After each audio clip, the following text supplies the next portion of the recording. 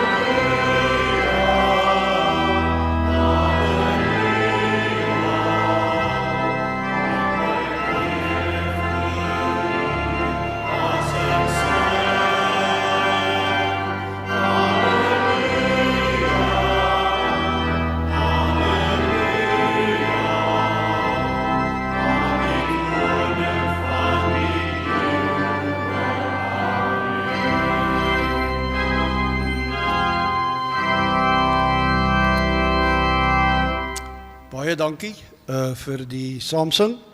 Ek wil hom ook net die geleentheid gebruik maak om vir Elise en ook vir Lenet van ons voorsang af dankie te sê vir hulle bydraes wat ons elke aand so lekker kon saamsing. Ook vir my mede sangleiers, baie dankie ook vir julle insette. Dankie. Dankie. Baie welkom vanaand. Soos laaste aand hier by mekaar, maar ons weet dat Pinkster gaan oor afwagting en verwagting en ons weet ons vier Sondag dan ook Pinksterfees op die Sondag met 'n nagmaal. So jy is baie welkom om dit saam met ons te kom vier Sondag en natuurlik hierna het ons 'n Pinkstermaal. Ons lekker saam gaan eet en kuier. Jy is almal asseblief baie welkom. Kos is lekkerder hier as by die huis. So kom. Kom ons word net stil. Ek gaan vir ons as fotum lees Psalm 146. Halleluja. Loof die Here o my siel, ek wil die Here loof solank ek leef. Ek wil my goed besing solank ek bestaan. Moenie op vooraanstaandes vertrou nie, op 'n mens by wie daar geen verlossing is nie. Sy asem gaan uit, hy keer terug na die grond, op daardie dag is sy planne daarmee heen. Gelukkig is die mens wat die God van Jakob as sy hulp het, wie se hoop gevestig is op die Here sy God, hy wat hemel en aarde gemaak het, die see en alles wat daarin is. Hy wat trou bly tot in ewigheid, wat die reg van die verdruktes handhaaf, aan hongeres brood gee. Die Here laat gevangenes vry, die Here maak blindes se oë oop. Die Here rig die op wat neergedruk is. Die Here het regverdiges lief. Die Here beskerm vreemdelinge, vaderloses en weduwees help hy op, maar die pad van die goddeloses maak hy krom. Die Here sal vir ewig regeer, jou God Sion, van geslag tot geslag. Gemeente, genade, barmhartigheid en vrede van God ons Skepper, wat vir ons 'n liefde aan mekaar geweef het, van Jesus Christus wat vlees en lyf geword het soos ons, sy tent onder ons kom opslaan het, en die Heiligmaker wat ons hoe langer hoe meer mens maak. Amen. Ons bly so sit en dan sing ons saam lied 222 4 keer na mekaar.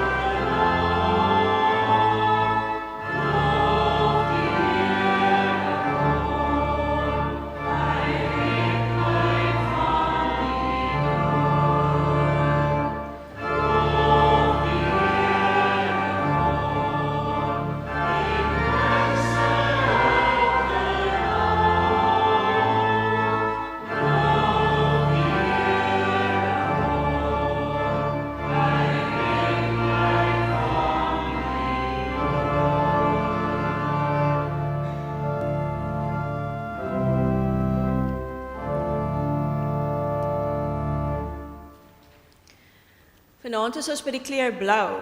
Ek het sommer blou aangetrek. Ek gaan nou vir ons verduidelik hoekom.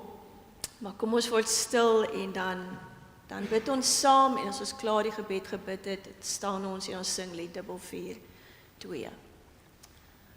Kom Skepper Gees, kom asem van God, wind van God, waai die skadu's weg en versterk ons, u kerk.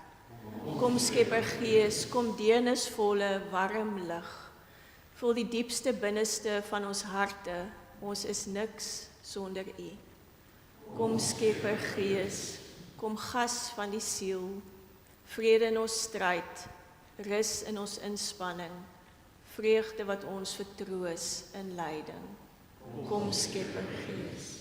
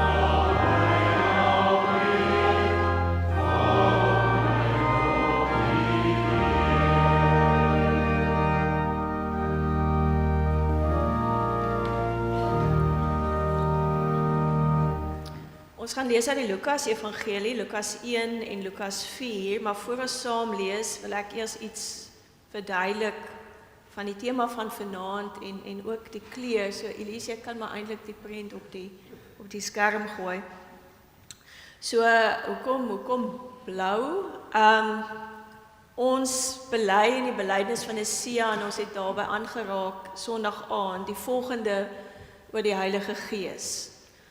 Ons in die Nia belydenis kom dit op 'n stadium waar jy bely en in die Heilige Gees, ek glo in die Heilige Gees, die Here en die lewendmaker, wat van die Vader en die Seun uitgaan, wat saam met die Vader en die Seun aanbid en verheerlik moet word, en wat gespreek het deur die heilige profete. En ons het reeds so in die week stil gestaan by wat beteken dit om te glo aan die Heilige Gees as die lewendmaker.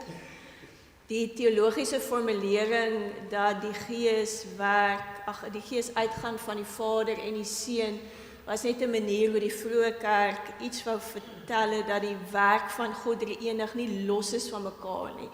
En dat die Heilige Gees dit wat God skepend doen en dit wat Christus verlossend doen, dan lewend maak in my. Soos om die drie-eenheid saam by mekaar te hou. En dan bely ons dat die Heilige Gees gespreek het deur die heilige profete. En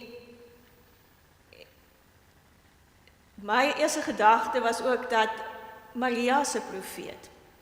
Dit is een van die belydenisse in die kerk wat ons nie baie by stil staan nie. Ons fokus baie keer meer op Maria as die ma van Jesus, maar in Lukas tree sy op as 'n profeet. En in baie van die ou kerklike tradisies het sy 'n blou mantel aan.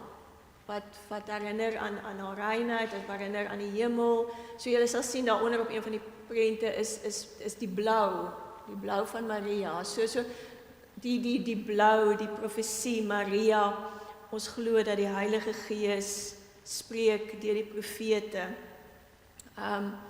Julle sal sien ook die ander prent wat ek daarop het. Ek weet nie wat my links en julle regs of wat ek weet nie, maar dis die uitbeelding van Johannes wat vir Jesus doop.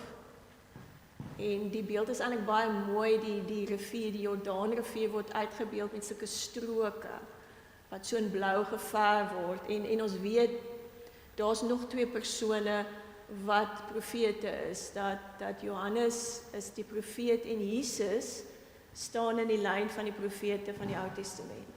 Jesus is ook ontvang as 'n profeet.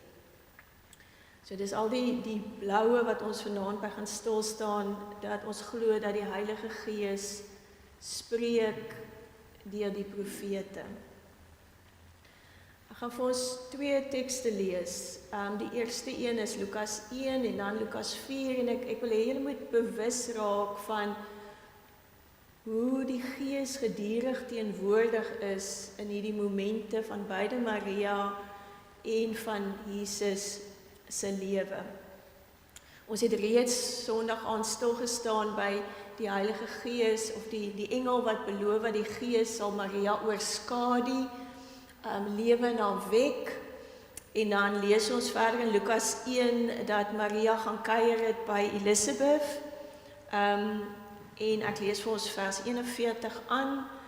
Toe Elisabeth Maria se begroeting hoor, het die kindjie in haar moeder skoot van vreugde gespring. Sy is met die Heilige Gees vervul en het hardop uitgeroep: "Geseënd is jy onder die vroue. Geseënd is die vrug van jou moederskoot. Wie is ek dat die moeder van my Here na my toe kom? Kyk, net toe ek jou groet hoor, het die kindjie in my moederskoot van uitbundige blydskap opgespring. En gelukkig is sy wat geglo het dat die Here se beloftes aan haar vervul sal word." En dan lees ek vir ons die baie bekende loflied van Maria wat ons noem die Magnificat, want dit is letterlik my siel vergroot, maak groot, magnify die Here. Maar ek wil hê ons moet mooi luister vanaand wat sy sing. Maria het toe gesê: "My siel, my wese loof die Here. My gees jubel oor God my verlosser, want hy het die nederigheid van sy diensmeisie raak gesien. Kyk, van nou af sal alle geslagte my gelukkig noem, want die Magtige het groot dinge vir my gedoen. Ja, heilig is sy naam. Hy bewys ontferming van geslag tot geslag aan hulle wat vir hom ontzag het. Kragtige dade verrig hy met sy arm.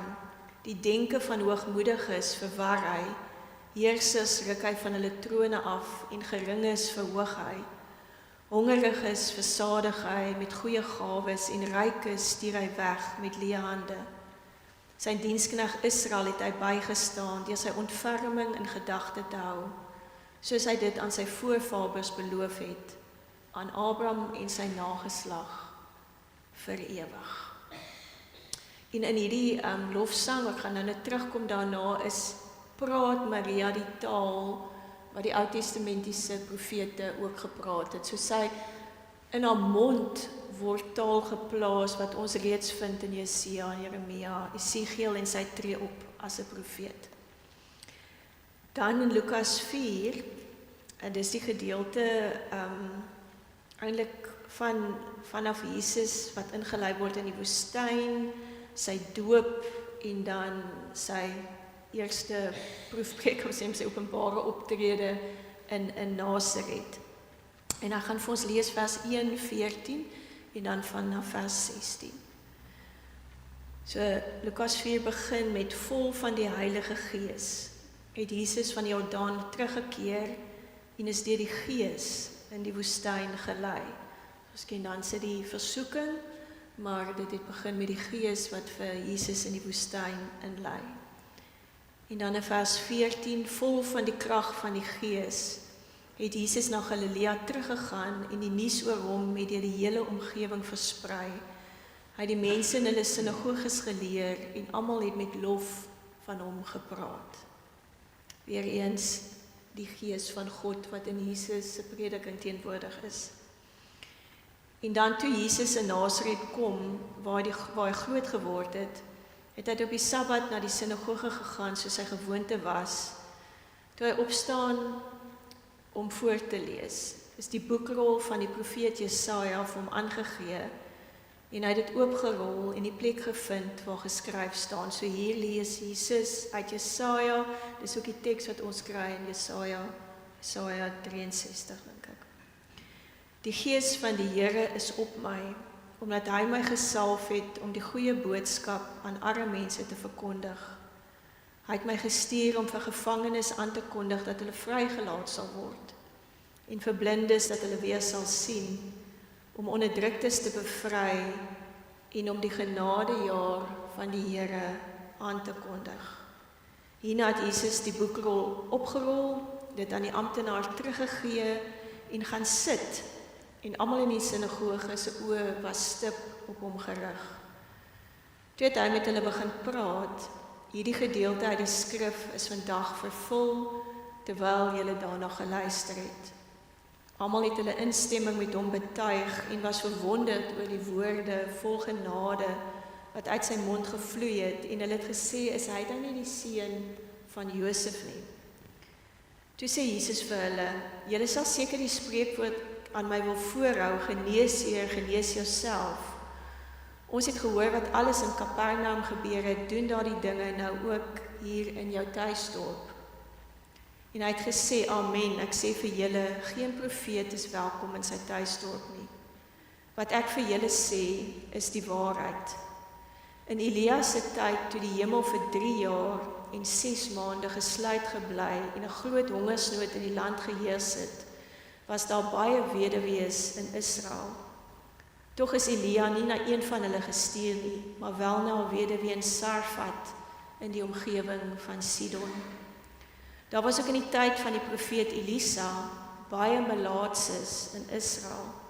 Tog is nie een van hulle gereinig nie, maar wel Naaman, die Syriër. Toe hulle hierdie dinge hoor, het hulle almal in die sinagoge woedend geword. Hulle het opgespring om uit die dorp gedryf, en hulle het hom geneem tot op die rand van die berg waarop hulle dorp gebou was, om hom daar af te gooi. Maar hy tussen hulle deur geloop en weggegaan. Ek lees vir ons net tot sover. So wat is 'n profeet? 'n Profeet is nie 'n toekomsvoorspeller nie. Ek dink ons moet dit altyd onthou. 'n Profeet is iemand wat vir ons herinner aan wie God is. 'n Profeet is iemand wat vir ons herinner aan wat God wil. 'n Profeet is iemand wat deur hulle lewe, ons het sien dit was deur die Ou Testament, die profete se lewe en hulle woorde herinner hoe God werk. 'n Profeet is iemand wat bekend maak waar lê God se hart. Wat is vir God belangrik? Wat wil God? Daar waar ons so maklik verval in ons manier van doen en begin dink, ons weet hoe God is, ons weet hoe God werk, is die profeet die persoon wat ons daarmee konfronteer, wat vir ons herinner wie God werklik is. 'n Profeet is iemand wat as ons vergeet dat God se hand op ons is, vir ons herinner. Maar 'n profeet was nog nooit gewild nie. Want in die bekendmaak van wie God is, word mense ontstel. Ons het dit nou gesien in die teks, ek sal dit nou verduidelik, want 'n profeet ontbloot, skyn lig, daag uit, krap 'n bietjie in my ego en maak my ongemaklik. Dis wat 'n profeet doen. So in die Ou Testament is profete geroep, spesifieke profete is geroep, spesifieke tye om spesifieke woorde te gee, en dan het hulle ook die Heilige Gees ontvang. Baie van die profete het daarteen teengeskop. Ons weet niemand wou 'n profeet wees nie, en die meeste profete het 'n lang lysie van redes vir die Here probeer gee hoekom hulle nou nie eintlik een wil wees nie. Ons ken almal Jeremia en dit was Jeremia en Johanna wat sommer dadelik hawe toe gehardloop het en op die eerste beste boot geklim het, want dit was nie 'n goeie, maklike werk nie. So, in die Ou Testament het hulle gepraat daar waar die mag, die staat, die tempel nie God se wil doen nie, veral daar waar God se wil was om te kyk na die weduwees, die wees, die minstes. Maar 'n profeet het ook hoop gebring. Ons het dit gelees in die week, toe ons stilgestaan het by daai geilheid tekste in Hosea en in Jesaja, waar die profeet ook gesê het, maar God kom altyd terug.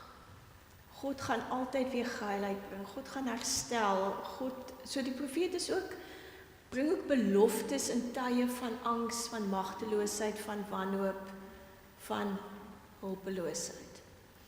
En in die Nuwe Testament staan Johannes en Maria en Jesus in lyn met hierdie profete van die Ou Testament. En hulle boodskap het ook ontstel. Ek dink Johannes en Jesus het, om dit reg te sê, dit nie oorleef nie. En ek wil terugkom na Lukas 1 toe, na Maria. So ons het Sondag aand pas stil gestaan en gesê, onthou, dit is in die agterplaas van die agterplaas van die agterplaas van die Romeinse Ryk, het hierdie baie jong meisie gebleef met geen stem nie, met geen werklike identiteit nie, maar hier in Lukas word sy die sentrum, die kern van die hele geboortenarratief. Sy herinner ons dat God altyd die inisiatief neem, dat God 'n bietjie anders kies en werk as wat ons kies en werk. En sy het 'n stem, en die stem wat sy het in Lukas is 'n profetiese stem, want in die stem, in die Magnificat, herinner sy vir ons aan wie God is, en sy kan ons herinner aan wie God is, want dit is presies wie God vir haar was. So dis uit daai ervaring wat sy dan sing. Maar die Magnificat, as ons hom baie mooi lees, is nogal, die Engels het 'n woord subversive, hy dop nogal om, die hele magsorde word omgeswaai. Dit gebeur eintlik baie in Lukas. Die koms van die koninkryk word aangekondig as met die omswaai van waardes, die wat Die wat die minste is, die kleinste, het nou iets, het 'n stem, word deur God raak gesien, word deur God opgehef, word deur God heel gemaak. En dit is tot aanstoot. Dis vandag toe nog baie keer tot aanstoot. So ek het altyd 'n vermoede, ons verkies die ma Maria met die prentjie by die krib met die baba in die arm, bo die profeet Maria, wat eintlik ons hele manier van kyk na die wêreld wil omdop. En as Jesus kom, dan praat hy dieselfde taal aan. En dit is vir my altyd baie interessant oor, as ons dink, wat is die inhoud van die evangelie, dan dink ek is ons eerste gedagte gewoonlik dat die inhoud van die evangelie is dat Christus gesterf het vir ons sondes, en dan die heel eerste woorde wat Jesus eintlik praat in die openbaar, gaan oor die herstel van dinge, nie noodwendig oor die vergifnis van sondes nie. So Jesus kom, hy praat, lees Jesaja, hy sê dit het nou gebeur, die genadejaar van die Here het aangebreek, en dan daag hy die mense in Nasaret, sy tuisgemeente uit, en hy sê, maar hierdie God wat julle dink is julle God, want daar's heeltyd in die Ou Testament ook oor die twee stemme, Israel, Juda wat dink, dis ons God, en God wat heeltyd sê, maar ek is ook die God van die Moabiete, ek is ook die God van die wat nie Israeliete is. En daai twee stemme is heeltyd so in spanning. En hier sê, gebruik Jesus twee voorbeelde om te wys hoe God werk, en albei is voorbeelde van nie-Jode. So die weduwee uit Sidon uit, en Naaman die Siriër, beide nie-Jode, wat eintlik tekens geword het van God se goedheid, tekens geword het van God se herstel, tekens geword het van God se genade, en die woede wat dit losmaak in sy gehoor, so tipe woede, dis eintlik al betasbaar in die teks, dat hulle bereid is om Jesus daar en dan dood te maak. Want hy maak nou hulle God groter. Hy maak nou hulle God almal se God. Want hy het hulle kom herinner as profeet wie God is. En ek dink ons wil altyd weet wie God is. Maar dan gebeur iets op Pinkstersondag. So in die Ou Testament was dit sekere persone wat gekies is om sekere werk te doen, en dat is God se Gees vir hulle gegee. En ons het stilgestaan in die week ook by die Handelinge teks, wat verwys het na die berg Sinaï en die verbond, maar ook na die Babel se omkeer. Maar hier is nou nog 'n verwysing na Ou Testament teks in Handelinge, en dis na die profeet Joël. En Joël kom sê vir ons wat gebeur op Pinksterdag in Handelinge. Dat in die laaste dae is God se Gees nou op almal uitgestort. Nie net op sekere mense vir sekere take nie. Op almal, op sy kerk, op ons wat hier sit vanaand, op die seuns, op die dogters, op die ou mense, op die slawe, die slavinne, op almal. Op Pinksterdag met die geboorte van die kerk het almal nou die Heilige Gees. Word ons almal in 'n sekere sin nou profete. En nou kan ons dink, joh, maar profete is daarom 'n groot woord. Is dit nie net vir sekere mense wat sekere dinge moet doen in hulle lewe en waar daarvoor geroep word nie? Hoe kan ons almal profete wees? Maar ek wil hê ons moet dit vanaand hoor, dat dit alles te maak het met alles wat ons die week by stil gestaan het. Want 'n profeet herinner aan wie God is. 'n Profeet leef die andersheid van die werk van God uit.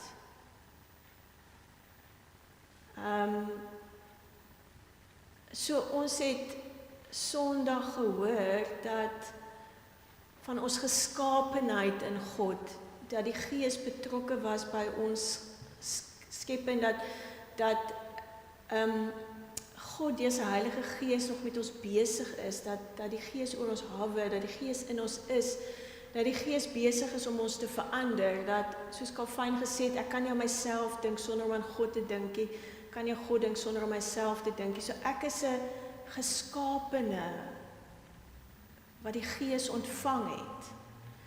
En dit leef ek uit in 'n wêreld waar ons geleer word dat ek oor myself moet dink as nie in verhouding met God nie, as autonoom. Ons leef in 'n wêreld waar you're self-made. So as jy aan jouself dink, dink jy aan jouself. So die idee dat as ek aan myself dink, dink ek aan myself as geskapene, is nie 'n algemene verstaan van hoe mense oor hulle self dink nie. So as ek leef as iemand wat myself sien as geskape, besig om verander te word, dat 'n God deur sy Gees oor my die wag hou en hawer en in my besig is, dan leef ek klaar iets van wie God is in die wêreld, dan leef ek klaar profeties, want ek leef anders. Dis dieselfde toe ons stilgestaan het, dat God se Gees maak ons harte warm. God se Gees gee vir ons ywer. God se Gees help ons om te liefde uit te dra in die wêreld, om entoesiasties te raak oor iets, om te bemoedig, om gedra te word deur God. Dit beteken ek gaan word iets vir ander mense. In 'n wêreld van apatie, in 'n wêreld wat ons so maklik moet opgee en sê, maar daar's geen manier hoe ek 'n verskil in iets kan maak nie, is dit profeties om tog met ywer aan te hou. Nie uit ons eie uit nie, maar die krag wat ons ontvang. In 'n wêreld het ons gehoor wat daar baie antwoorde is en baie woorde is en baie van die antwoorde en woorde nie reg is nie, nie waar is nie, die nie moeite werd is om uit te leef nie. In so 'n wêreld is die Heilige Gees die een wat vir ons leer, onderskei, stil word, wat van my moet sê, wat sê ek nou? Waar sê ek dit? Waar bly ek stil? Wanneer praat ek teë? Wanneer praat ek saam? Hoe praat ek? Wanneer weet ek dis die egte woorde? Wanneer is dit nie reg nie? Wanneer praat ek al is my woorde miskien nie gewild nie? Wanneer praat ek nie saam as dit waaroor gepraat is eintlik vir niemand goed is nie? So hoe ek praat en hoe ek stil bly, reflekteer iets van God se Gees in my lewe en dis ook profeties, want ek herinner weer aan dis hoe God praat, dis hoe God stil bly, dis wat God se taal is. Ons het stil gestaan by die interafhanklikheid van die skepping, die groen, en dat om te floreer en te groei en geil te wees, hang saam met belydenis en trane en skuldbesef, dat ek moet kan bely om te kan groei. As ons gaan kyk na die profete in die Ou Testament, hulle het gepraat, Brigham Young skryf dit so mooi, hy het gepraat vanuit anguish en grief, vanuit diepe ontsteltenis en hartseer, het die profeet gepraat teen die koning, omdat die kinders honger ly. Het die profeet gepraat, omdat hy gehuil het. So in veral in die Jeremia teks, die beelde van die profeet wat huil. So as ek vanuit deernis en liefde bely en wil omarm en wil laat almal kans gee om te floreer in die wêreld, nie net party nie, dan is ek klaar profeties, want ek herinner God wil laat floreer. God wil huil, God wil hê ons moet herstel. God wil hê ons moet vir die aarde kan heil. Ons moet kan saam solidariteit betoon. En as ek, soos ons gisterand geleer het, dat God se gees ook in die donkerte werk, as ek in die donkerte saam met iemand gaan sit, in hulle donkerte, omdat ek diep oortuig is, dat die God ook daar is, waar ek nie woorde het nie, waar ek nie voel nie, waar alles leeg is, en ek gaan sit saam met iemand in hulle donkerte, dan is die gees by ons, en dan is dit 'n profetiese optrede, want ons doen dit reglynig teenoor 'n wêreld wat nie vir ons toelaat om in die donkerte te gaan sit nie. Wat vir ons moet sê, kom, get over it, ruk jouself reg. Wat vir ons allerhande boekies skryf oor 10 punte to help yourself en sulke goed. Ons is profeties as ons sonder om te oordeel by iemand gaan sit wat nie meer woorde het nie. Want dan herinner ons dat God se gees daar teenwoordig is. Ons herinner wie God is.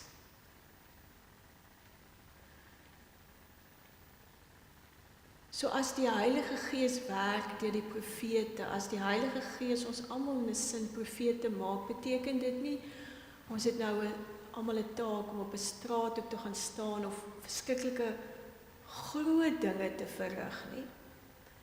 Dit beteken dat ons anders leef, want hoe ons leef herinner ons mense aan wie God is.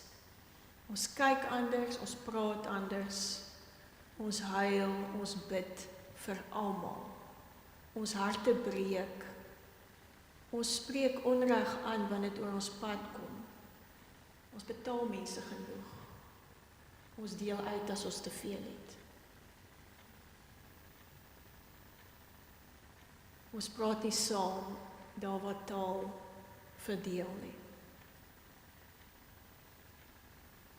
So om te lewe deur die Gees, om profeties te leef, is eintlik om kontra iets te leef, om te herinner aan wie God is. En God is anders as wat ons dink God is. En as ons so leef, as ons profeties leef, dan verwag ons altyd iets nuuts. Ons verwag gedurig die geilheid. Ons verwag altyd om verras te word. Ons hoop, ons staan verwonder en eintlik is die beste manier om profeties te leef is om altyd aan te hou, loof en prys en te sing en aan God die eer te gee.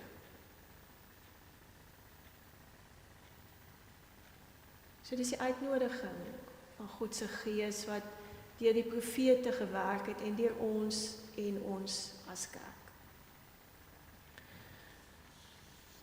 En ek het gedink ek wil vanaand eindig waarmee ek begin het Sondag aand. By die Gees wat hawer, die Gees wat sweef oor die oerchaos. Ek gaan vir ons 'n blessing lees in Engels en dan gaan ek hom vertaal, alhoewel vertaling van poësie is maar altyd half. En ek wil hê ons moet hierna luister. Now, more than ever, let us be the ones who will not turn away. Let us be the ones who will go farther into the wreck and deeper into the rubble. Let us be the ones who will enter into places of devastation beyond belief and despair beyond our imagining. And there, let us listen for the Spirit that brooded over the formless darkness. And there let us look again for the God who gathered up the chaos and began to create. Let us be the ones who will give ourselves to the work of making again, and to the endless beginning of creation. Nou meer as ooit, laat ons die wees wat nie sal wegdraai nie. Laat ons die wees wat dieper in die wrak gaan in die pyn. Laat ons die wees wat gaan in plekke van verwoesting en wanhoop. En daar laat ons luister vir die Gees wat broei, wat wag staan, wat hawer, wat sweef oor hierdie vormlose donkerte. En daar laat ons weer vir die God soek wat die chaos bymekaar gemaak het en begin skep het. Laat ons die wees wat self sal gee vir meer skep en eindelose beginne van 'n nuwe skepping.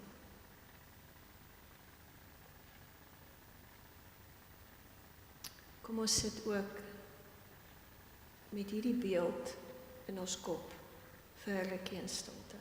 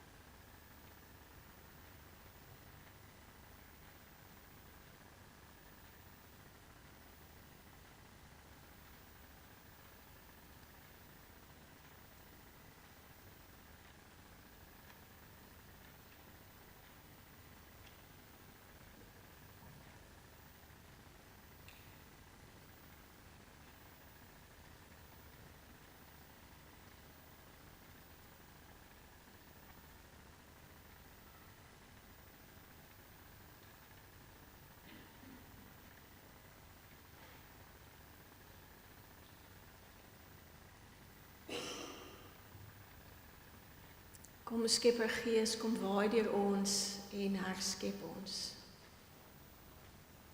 Kom Skepper Gees, maak ons harte warm en vol ywer vir u werk. Kom Skepper Gees, maak ons stil, leer ons wag, onderskei, reg praat, eg praat. Kom Skepper Gees, maak ons bewus van ons sonde, sodat ons dit kan bely en geil kan wees en kan toelaat en kyk dat ons skepping ook kan floreer. Kom Skepper Gees, herinner ons dat ook daar waar ons niks voel, niks kan sê, niks kan ervaar nie, U ook by ons is. Kom Skepper Gees, maak ons profete in woord en in daad wat uitdaag, maar altyd troos, hoop en die lewe in oorvloed verkondig. Gelukkig is die mens wat die God van Jakob as sy hulp het, wie se hoop gefestig is op die Here sy God, hy wat die hemel en aarde gemaak het, die see en alles wat daarin is, Hy wat trou bly tot in ewigheid, wat die reg van die verdruktes handhaaf, aan hongeres brood gee. Die Here laat gevangenes vry, die Here maak blindes se oë oop. Die Here rig die op wat te neergedruk is. Die Here die regverdiges lief. Die Here beskerm die vreemdelinge, die vaderloses en die weduwees help hy op. Maar die pad van die goddeloses maak hy krom. Die Here sal vir ewig regeer, jou God Sion, van geslag tot geslag. Amen. Kom ons sing saam lied 488 staande en dan bly ons staan vir die uitspreek van die seën.